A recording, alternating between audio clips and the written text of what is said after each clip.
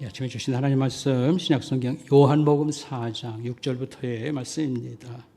요한복음 6장 4절부터의 말씀입니다.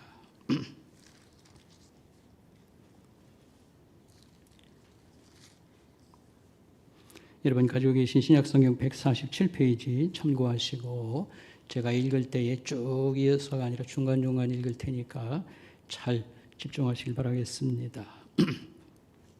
거기 또 야곱의 우물이 있더라. 예수께서 길 가시다가 피곤하여 우물 곁에 그대로 앉으시니 때가 6시쯤 되었더라. 사마리아 여자 한 사람이 물을 기르러 왔음에 예수께서 물을 좀 달라 하시니 9절 사마리아 여자가 이르되 당신은 유대인으로서 어찌하여 사마리아 여자인 나에게 물을 달라 하시나이까 하니 이는 유대인이 사마리아인과 상종하지 아니함일러라. 예수께서 대답하여 이르시되 내가 만일 하나님의 선물과 또 내게 물 좀 달라 하는 이가 누구인 줄 알았더라면 내가 그에게 구하였을 것이요 그가 생수를 내게 주었으리라. 밑으로 내려가서 13절입니다. 예수께서 대답하여 이르시되 이 물을 마시는 자마다 다시 목마르려니와 내가 주는 물을 마시는 자는 영원히 목마르지 아니하리니 내가 주는 물은 그 속에서 영원토록 솟아나는 샘물이 되리라. 여자가 이르되 주여 그런 물을 내게 주사 목마르지도 않고 또 여기 물길로 오지도 않게 하옵소서. 이르시되 가서 내 남편을 불러오라. 여자가 대답하여 이르되 나는 남편이 없나이다. 예수께서 이르시되 내가 남편이 없다는 말이 옳도다. 너에게 남편 5이 있었고 지금 있는 자도 내 남편이 아니니 내 말이 참되도다. 여자가 이르되 주여 내가 보니 선지자로소이다. 밑으로 내려가셔서 25절입니다. 여자가 이르되 메시아 곧 그리스도라는 이가 오실 줄을 내가 아노니 그가 오시면 모든 것을 우리에게 알려주시리이다. 예수께서 이르시되 내게 말하는 내가 그라 하시니라. 여러분 28절입니다. 여자가 물동이를 버려두고 동네로 들어가서 사람들에게 이르되 내가 행한 모든 일을 내게 말한 사람을 와서 보라. 이는 그리스도가 아니냐 하니 그들이 동네에서 나와 예수께로 오더라. 아멘. 성가대가 찬양으로 하나님께 영광을 올리겠습니다.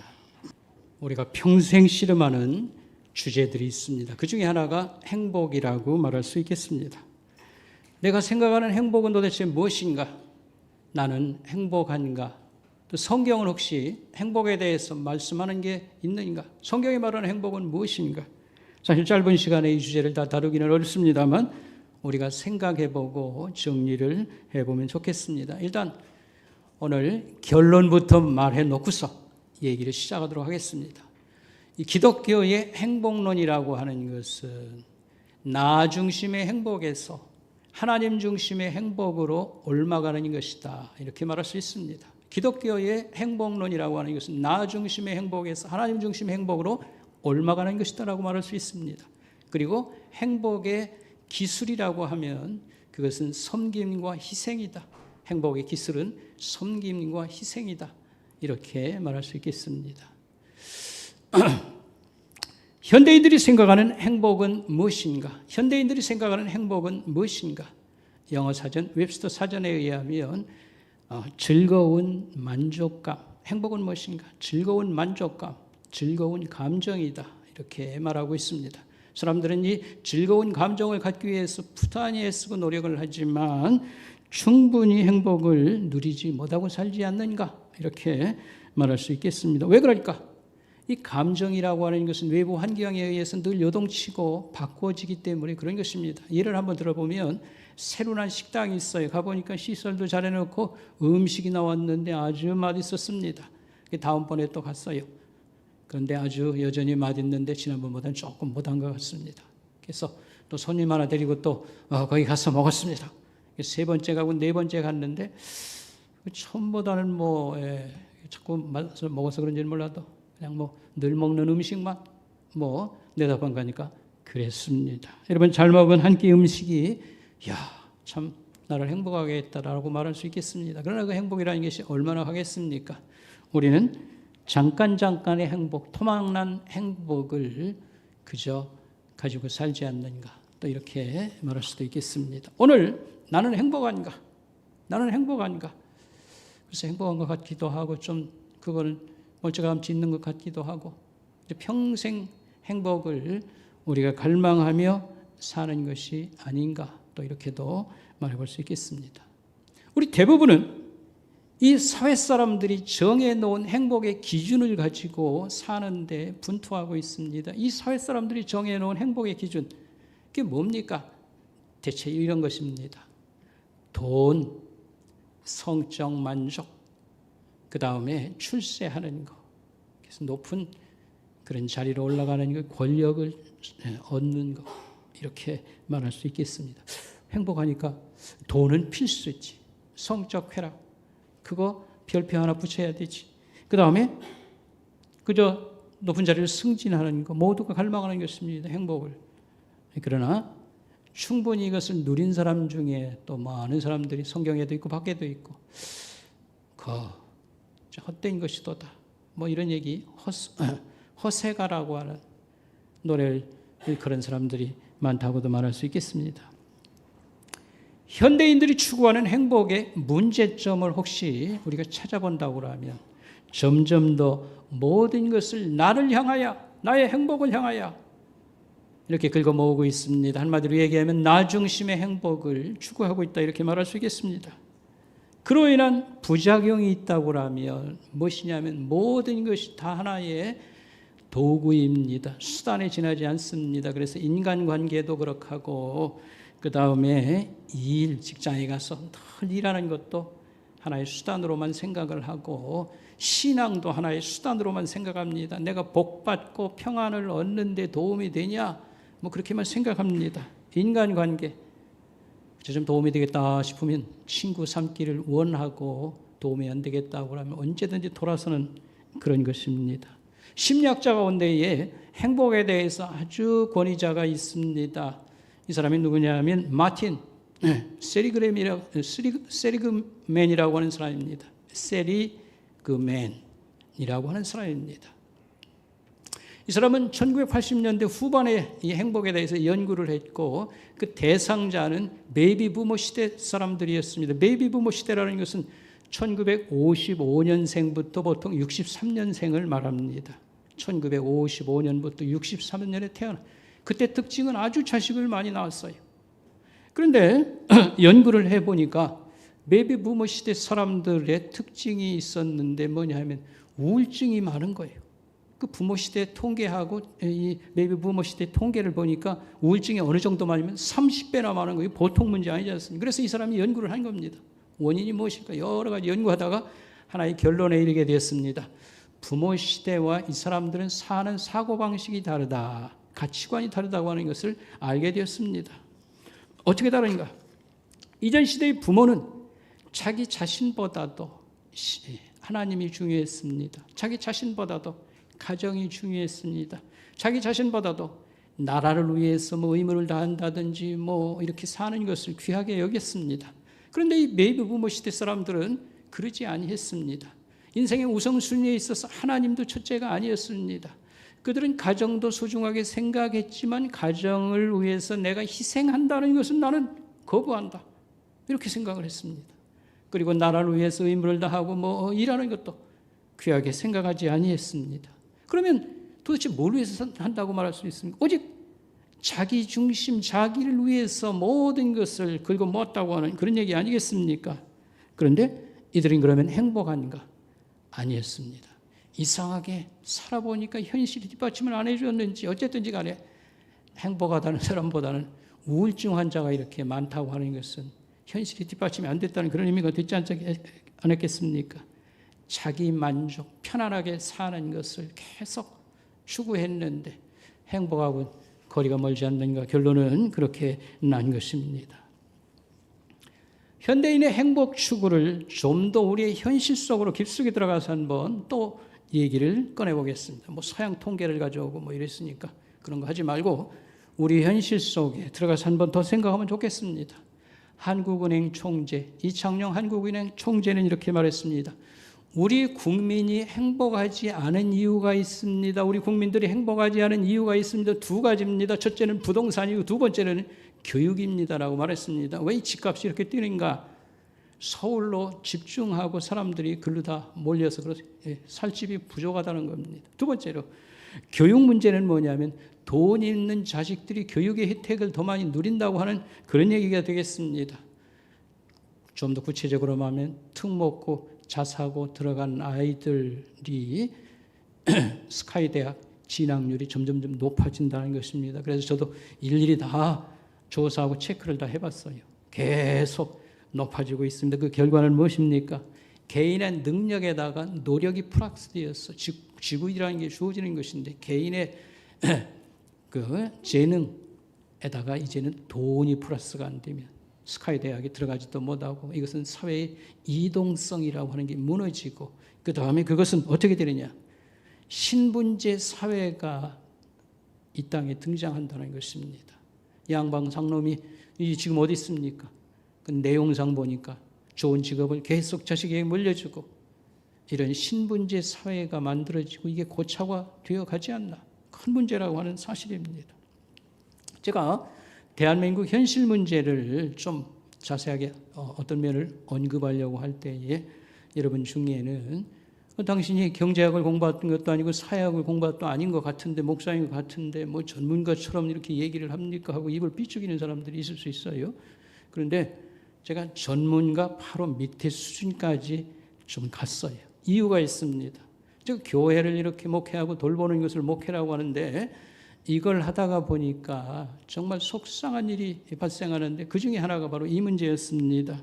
신자들을 잘 양육해서 키워놓으면 이사를 가버리는 거예요. 그때는 잘 몰랐어요. 지나간 다음에 잘 분석을 해보니까 아파트 분양받아서 그 다음에 교육 환경이 좋은 데로 다 계속 이 어려운 동네를 탈출한다는 것입니다. 그냥 목사가 얼마나 속상하게 말은 하지 않지만 그래서 나도 함께 이런 문제에 대해 소홀하지 않습니다. 계속입니다. 지금도 진행입니다. 경제 문제나 또는 이 교육 문제에 대해서 교회 교육도 여기 해당되고 이제 뭐 손자도 태어났으니까 이 문제가 끝난 게 아닙니다. 계속 책도 사고 연구 그렇게 했습니다. 처음에는요 이 전철을 따라서 돈 없으니까 인천까지 저 끄트머리까지 왔다가요. 그래서 조금 살면 안 되면 전철 따라서 계속 부평으로 갔다 부천으로 계속 전철 타고 이제 서울로 이렇게 가는 겁니다. 그 다음에는 이 주변에 신도시가 생기니까 계속 집을 분양받고 글로 이사를 가는 거예요. 가난한 동네를 떠나야 되겠다. 뭐 붙잡을 수도 없는 거 아닙니까? 정말 여러분들은 모르지만 목사로서는 고통스러웠습니다.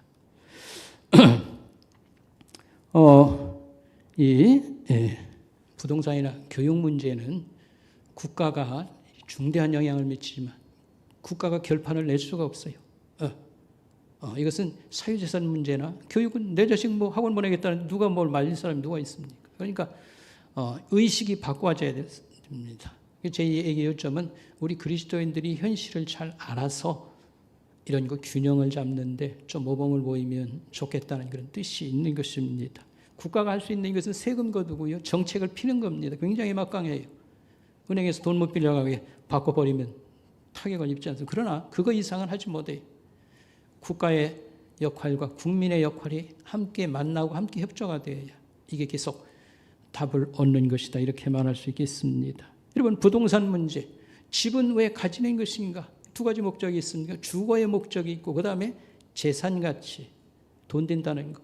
근데 지금 사람들은 여기에만 다 매달려 있어요. 영혼을 팔아서라도 집을 사야 살 수 있다 이제. 그런데 균형을 좀 잡았으면 좋겠다 이 말입니다. 말하는 요점은 이것입니다.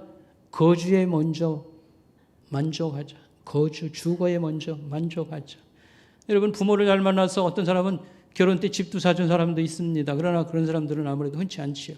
자기가 돈을 벌어서 집을 사야 되는데 금방 돈이 모아지는 게 아니지 않습니까? 그래서 처음에는 새 집을 살고 작은 아파트를 살고 그렇습니다. 그런데 새 집 살고 작은 아파트 살 때 집 때문에 정말 고생이고 불행이다 이런 생각을 갖지 말자는 것입니다. 왜 그런가 하면 이 행복에도 노른자위가 있습니다. 뭐가 행복의 노른자이냐 하면 이것입니다. 여러분 부부가 예수를 잘 믿으면 있지 않습니까? 복 받은 거예요. 부부가 예수 믿으면 잘 믿으면 복 받은 거예요. 그 다음에 여러분 결혼해서 뭡니까? 부부가 사랑하고 자식을 잘 키우는 게 행복의 노린자인 겁니다. 집은 아직 가지지 못하고 작은 아파트나 세를 살더라도 여기서 자기가 불행하다는 생각을 가져서는 안 될 것입니다.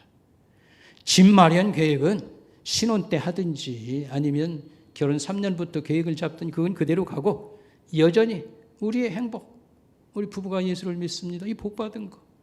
자녀를 낳아서 이렇게 잘 키우고 우리 부부가 사랑하니까 우리는 행복의 한복판에 있습니다. 그래야 되지. 아직 돈이 좀 없어가지고 그럼 뭐 젊은 사람이 무슨 돈이 그렇게 많이 있겠어요. 돈이 없고 뭐 어쩌고 그래서 항상 이 목마름에 있으면 이건 불행한 것이라고 말할 수 있겠습니다. 아이고 벼락 거지 되면 어떡하라고, 여유 부리다가 벼락 거지 되면 어떡하라고. 그 정도까지 나도 어느 정도 생각을 했습니다. 이 말은 애다 키우고서 그때부터 집 뭐 마련 계획 가지라 그 얘기 아니에요. 신혼 때부터 계획을 갖든지 3년부터 결혼 이후에 계획을 갖든지 그건 그거고, 우린 주고 이렇게 자녀를 키우고 살 수 있는, 부부가 사랑하고 살 수 있는 이 집이 남의 새 집이라도 우리는 행복하다, 이런 생각이 먼저 있어야 된다, 그런 말씀이 되겠습니다. 여러분, 집보다 귀한 것이 뭐냐면 사람이에요. 집보다 귀한 게 뭐라고요? 사람이에요. 사람에게서 돈도 나오고 명예도 나오고 행복도 나오는 거예요. 사람이 재산이에요. 이걸 잊어버리면 안 됩니다. 사람이 재산입니다. 자식이 보물입니다. 이걸 잊어버리면 안 됩니다. 왜냐하면 사람이다 하잖아요. 돈도 가져오고 사람이 세상을 좋게도 만들고. 그래서 자식 하나를 잘 키우는 거, 둘을 더 잘 키우면 더 좋겠지요. 잘 키운 자식은 무엇입니까? 하나님을 믿어야 돼요. 아무리 잘났어도 하나님을 안 믿으면 그건 문제 있어요. 그거 빨리 여러분 힘써야 돼요.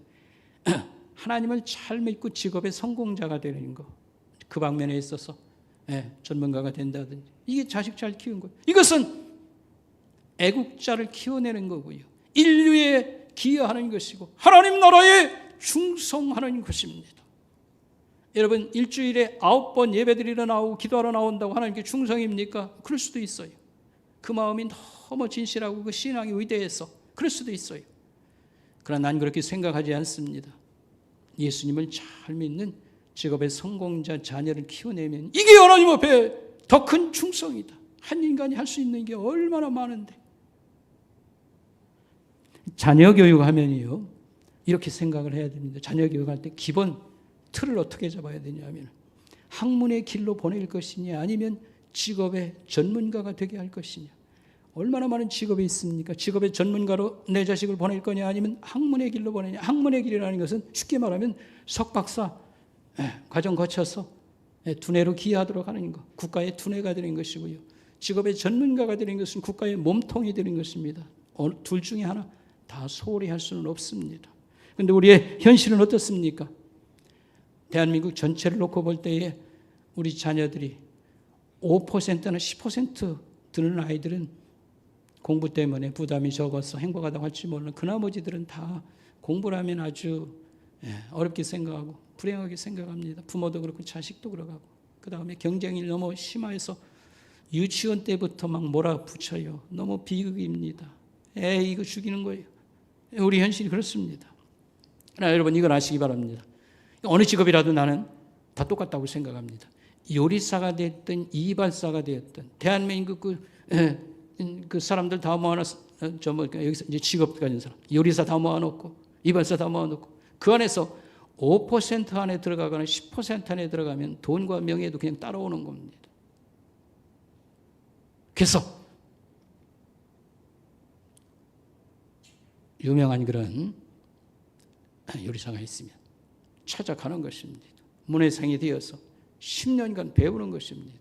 조금 배웠다고 그냥 개업한다고 그러지 말고 완전 대한민국 요리사 전체 모아놓으면 5% 이내에 들어가는 사람, 10% 이내에 들어가는 사람으로 해가지고 부족하면 돈 벌어서 유학 가면 돼. 2년이고 3년이고 가서 배웠어. 그럼 다 따라옵니다. 여러분, 프라이팬 중에 프라이팬 하나 있는데 똑같은 거 이렇게 뚜껑 달린 프라이팬이 있어요? 나는 본 것 같아. 이렇게도 하고 이렇게도 하고.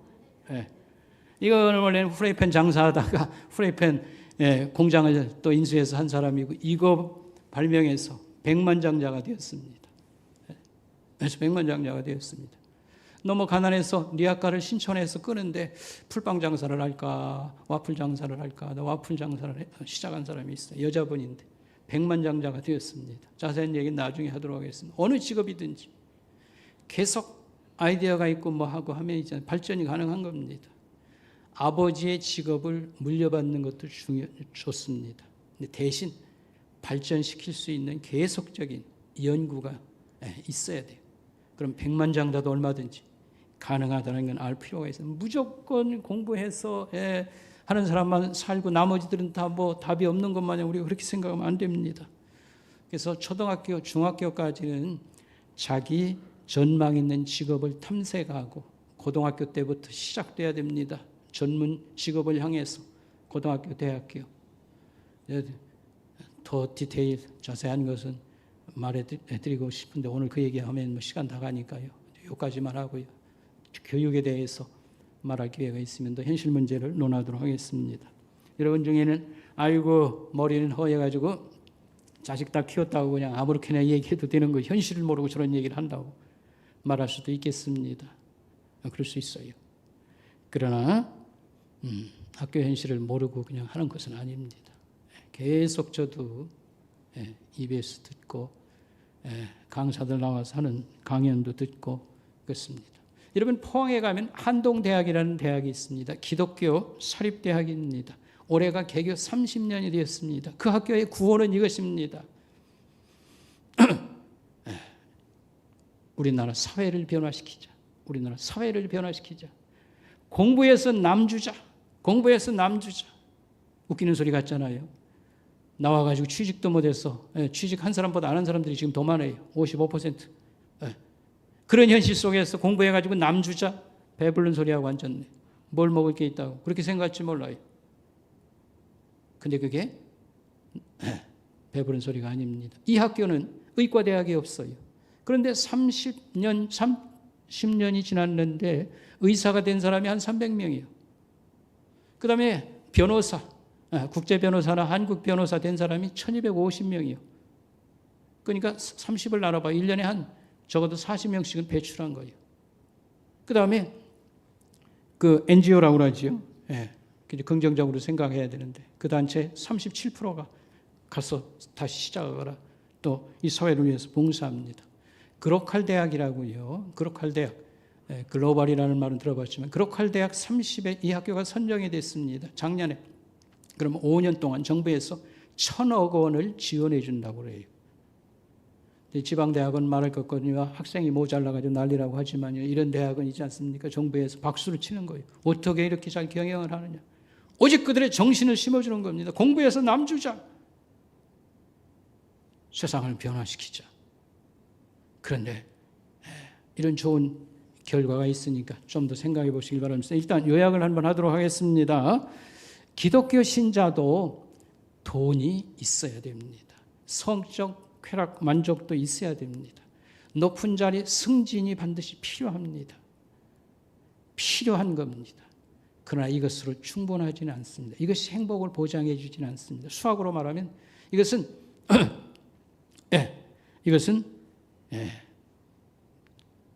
필요 조건은 되나 충분 조건은 아니다. 돈이 좀 이렇게 모아지고 뭐 자기 하고 싶은 대로 다 할 수 있고 뭐 높은 자리 승진했다고 해서 행복이 보장되는 건 아니다.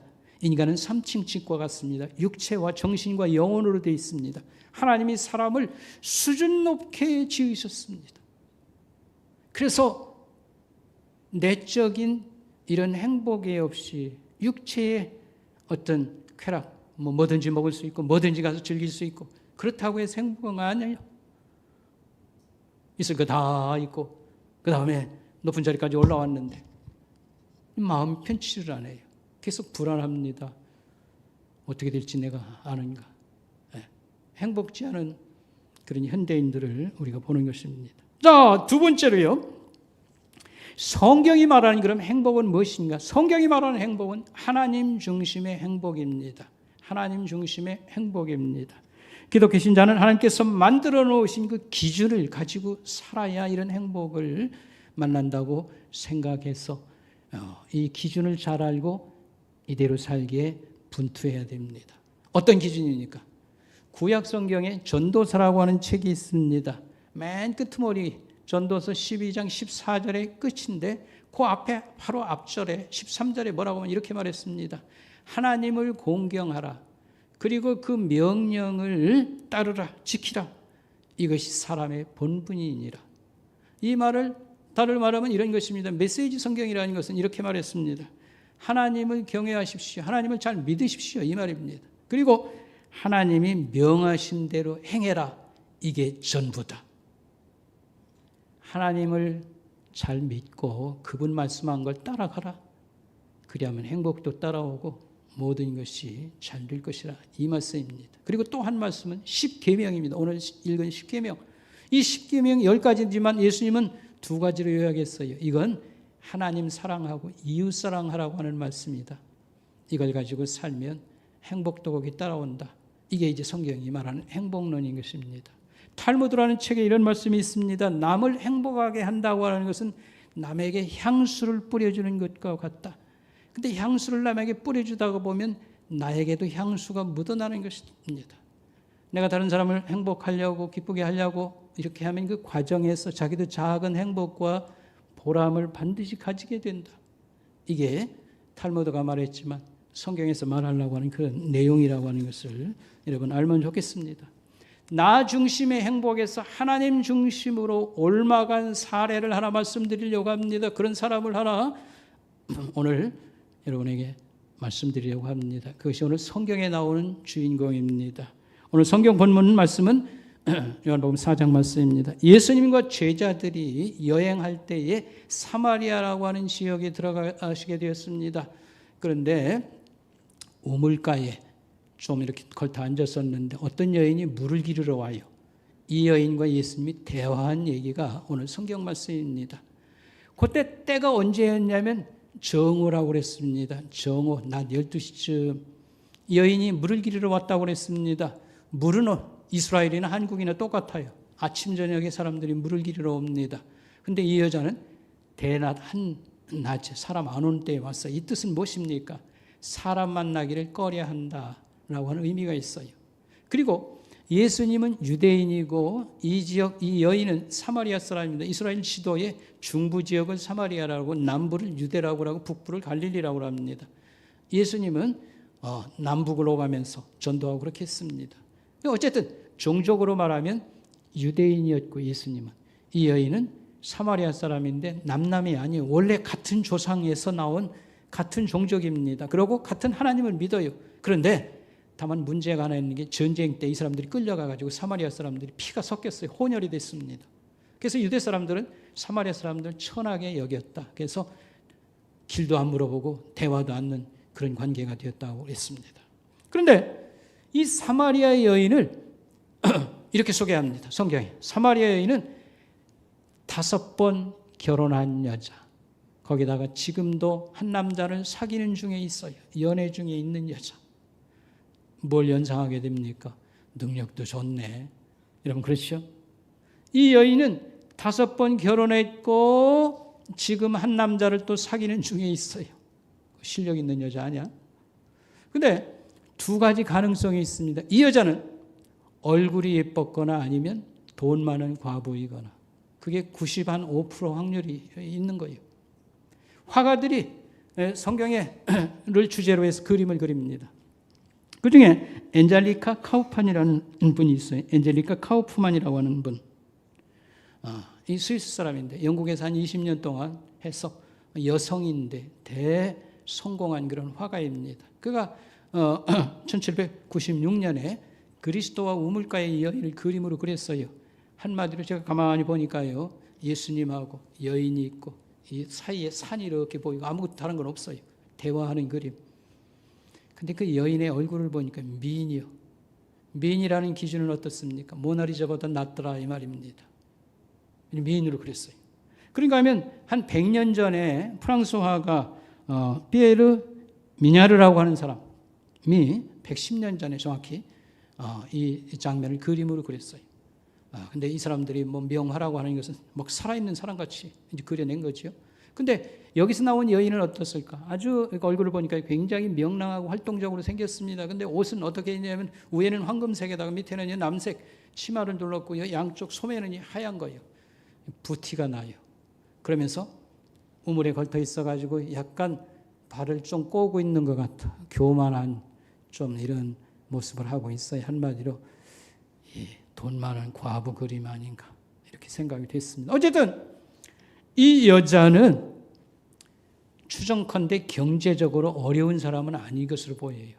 여러 남자들 밥도 안 먹여 주겠어요. 경제적으로 어렵지 않고 그러면서도 육체의 쾌락을 추구하고 그러면서도 사람들과는 좀 거리를 두고 살고 싶어하는 사람. 근데 잘 들어보면 이게 현대인들의 삶의 방식이라고 생각할 수 있습니다. 경제적으로 지금은 많이 좋아졌어요. 경제적인 더 많은 여유를 갖길 원하면서 쾌락을 추구하고 그러면서도 사람들과는 좀 거리를 두고 살고 싶어하는 사람. 이 사마리아 여자는 한마디로 자기중심적 행복을 추구하는 현대인의 모델이다. 이렇게 말할 수 있겠습니다. 예수님이 먼저 입을 열었습니다. 물 좀 달라. 그랬더니 여인이 이랬어요. 보아니 유대인 같은데 왜 사마리아인 나에게 물을 달라고 합니까? 그때 예수님은 이렇게 말했습니다. 내가 하나님의 선물을 알고 내가 누구인지를 안다고 하면 너는 나에게 오히려 물을 달라고 했을 건데? 라고 말했습니다. 내가 주는 물을 마시면 속에서 이게 샘물처럼 솟아오르고 영원한 그런 샘이 될 것이라 이런 말을 했습니다. 이 여인은 예수님의 말씀에는 영적인 의미가 있어요. 다 알아듣지 못했을 거예요. 그러나 이렇게는 알아들었을 거예요. 먼저 이분에게 물을 주면 저분도 나한테 물을 준다. 근데 그 물을 한 번 마시면 이거 신이 내린 물이야. 이렇게 좋을 수가 있나? 하나님 선물이지. 아마 이렇게 한다고 했으니까 그거 참 재미있는 일이다. 이렇게 생각했을 겁니다. 이 여인은 반드시 예수님을 기적을 행하는 예언자, 구약 성경에 엘리야의 제자였던 엘리사는 선생님보다 2배의 기적을 행합니다. 그래서 엘리사 선생 같은 기적을 만드는 예언자가 아닌가. 또는 지금 물 얘기, 삶 얘기를 계속하고 있는 거 보니까 이 수맥을 잘 잡아가지고 우물 파는데 아주 이 귀재인 이런 기술자가 아닐까. 어쨌든지 간에 그 물을 달라고 말했습니다. 그때 예수님의 답변은 이것입니다. 남편을 불러와라. 저는 남편이 없습니다. 예수님이 이렇게 말했습니다.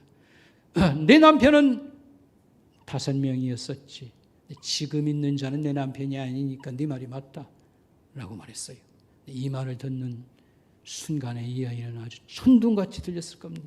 이렇게 낯뜨겁고 이 비밀을 아는 사람 앞에 덜덜 떨리는 그런 순간을 맞이했을 것입니다.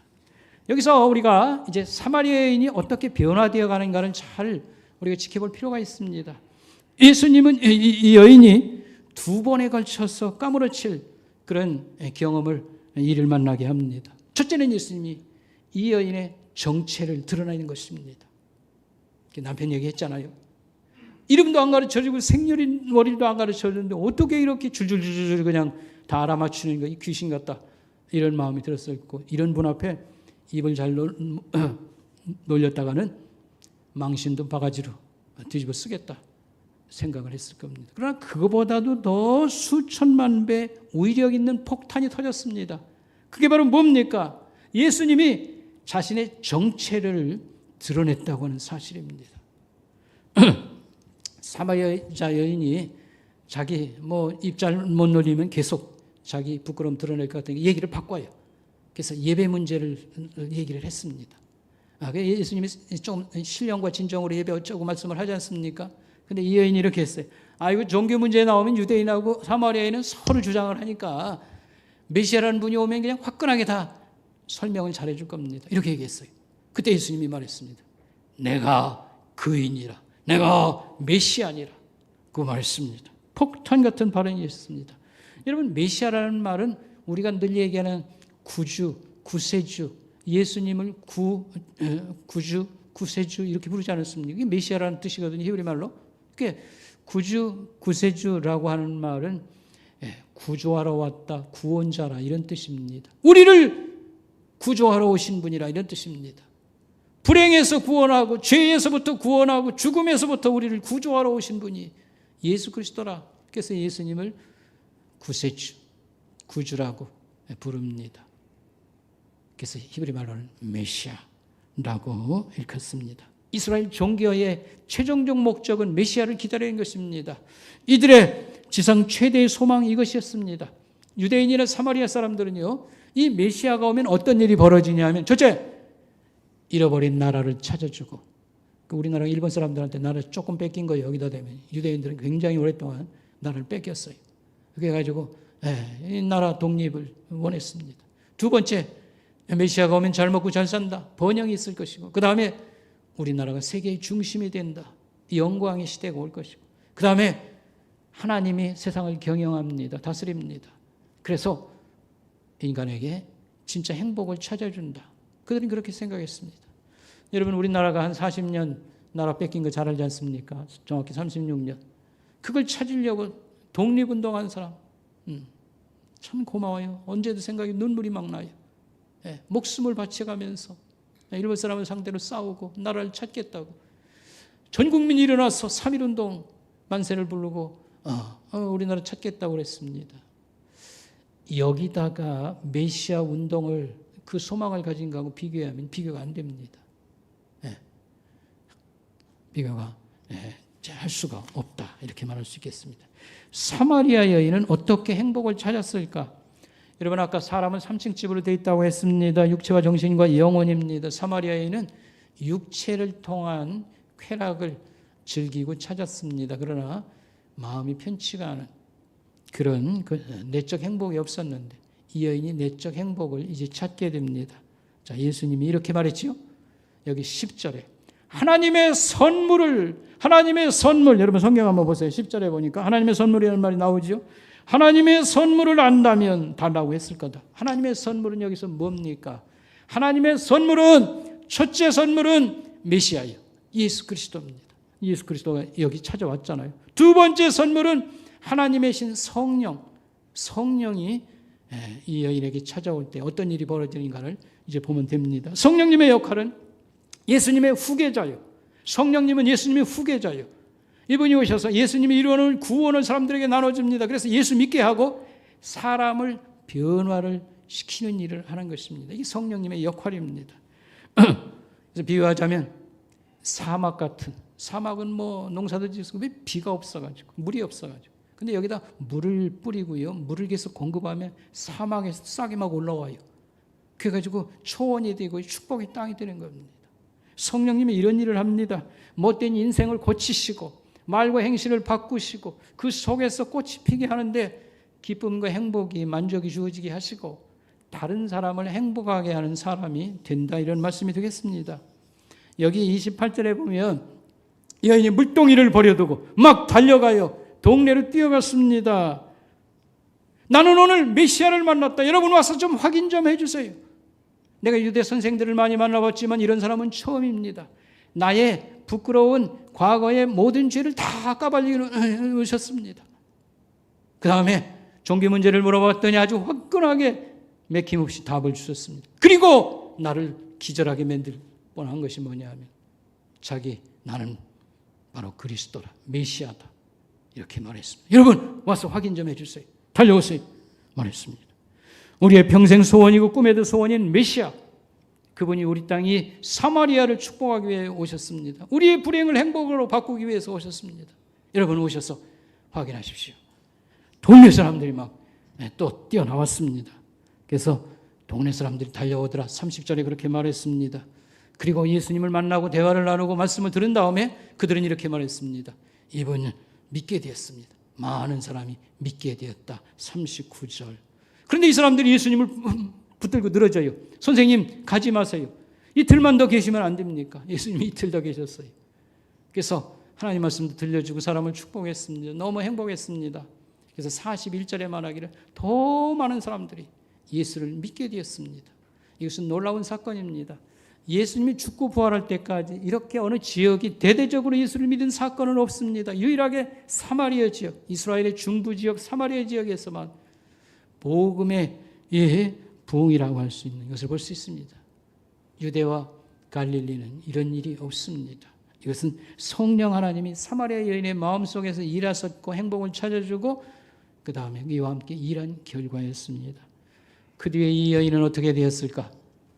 이것은 다음번에 얘기를 제가 하겠습니다. 오늘 시간이 없어서 그렇게 하고요. 결론을 맺도록 하겠습니다. 여러분들이 저에게 목사로서 한 40년 목회를 하고 왔는데 당신은 무엇이 행복입니까? 행복을 찾았습니까? 라고 말할 때 저는 이렇게 답하고 싶습니다. 시편 23편을 가지고 답변을 드리겠습니다. 하나님이 나의 인생의 목동이 되셨습니다. 나는 양이고 그분은 목동입니다. 그래서 나는 행복합니다. 물가로 풀밭으로 나를 인도해 주시고 죽음의 골짜기로 지나갈 때에 보호해 주셨습니다. 원수를 이기게 하시고 하나님 집에 반드시 나를 데려갈 것입니다. 여러분, 기독교의 행복론이라고 하는 것은 나 중심의 행복에서 어디로 올라가는 것이다? 하나님 중심의 행복으로 올라가고 행복의 기술, 테크닉이라고 하는 게 있다고 하면 그건 뭡니까? 섬김과 희생이다 라고 하는 말씀입니다. 여러분, 오늘 주보에 시가 실렸는데 이렇게 명언이 아름다운 시가 없습니다. 잘 묵상하고 집에다 오려 많이 오랫동안 이렇게 놓고 여러분이 묵상을 많이 하시기 바랍니다. 기도하겠습니다. 하나님 아버지, 감사합니다. 매철한 인생 속에 주님이 찾아오시고 우리의 부족한 게 많이 있지만 인생의 진정한 행복이신 예수 그리스도 우리 하나님 아버지를 삼아서 하나님의 족속으로 삼아주신 것 진심으로 감사를 드립니다. 우리가 경건한 믿음의 가정을 계속 이루게 하옵시고 이웃과 모든 사람들에 대해서 열린 마음으로 사랑하고 섬기고 피차가 행복을 퍼뜨리고 전파하는 자들 되어지게 하여 주시옵소서. 예수님의 이름으로 감사하며 기도드리옵나이다. 아멘.